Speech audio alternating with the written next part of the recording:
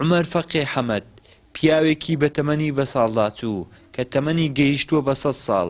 ژیانی هاوسەری پێک نەهینەوە و هۆکاری ژیانی تەنیایی بۆ یەکەمین جار بۆ گەلی کوردستان باس دەکات. مام عومەر بە چاوی پڕ لە حەسرەتەوە باسی ئەو کاتانەمان بۆ دەکات کە عاشق بووە و نەیان هێشتووە بە مەحشوقەکەی خۆی بگات. خدای بابۆش نەکەم وە خدای تاق بوو لە شیوانی تاق پۆ بە تاق بوو بە دوعای تاق بوو دوو لێرە بوون دوو یەکێ مارەکردی ویا شێخزادا بوو تەگەوێ ئەوشم مارەکردی نەبوو ئەوشم لۆ خۆی ئەقبال کرد بێنەکە خۆشە گریام لۆوێ گریام ها لۆیە ئێرە ئەخۆ لۆی نەدینەی گریام پەڕاست بەرێ ئێرە گریام هەنکو عاشقینەوە بووین هەردووکە ئەوە بووین هەبێنە ئێگی نەدیتم بە ئەزانە لە موایە حاسمان نەهاتیسە سەر دنیان لێخرایەبی ئەهۆ بووین.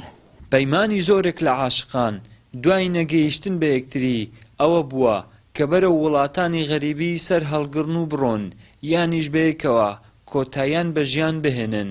بەڵام پەیمانی مام عومەر دوای نەگەیشتن بە مەعشوقەکەی دەست دەکات بە دروستکردنی شوورە و چاندنی باغێکی میوە کە ئەویش بۆ سەبووری و دڵنەوایی خۆی بووە. ئەوە بوو ئیلا ئەم بێ لە شۆشی هۆڕوانیشتم پاشی هینجی ئەمن ئەگریام ئەرێ وەڵە دوای دەست کرد بە دروستکردن شوور و شتی و ئەوە دوای هەنجی ئەدی بە هێوی بووم ئەرێ وڵە دوای ئەم ڕەوی نییە خۆت ئەرێ وەڵە لا خەمەکەم پێ بچێن دا خۆ لە بیر وەکەمەوە بێنە هۆڕوانیشتم زارم تێکێتم هاتۆ بیرێ بێنێکی ئەگریام لۆ خۆ لۆوێ ئەگریام منە هە لۆ خۆ بگریم لۆ خۆ لۆوێ ئەرێ وەڵە هەند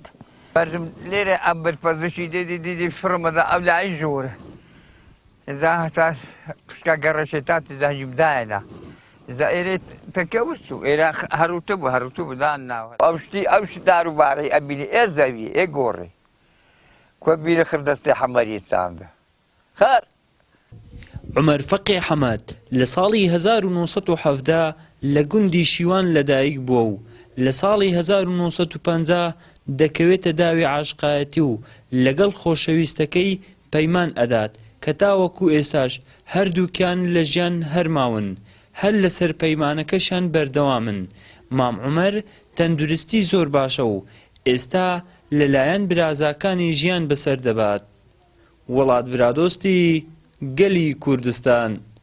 دەڤەری برادۆست.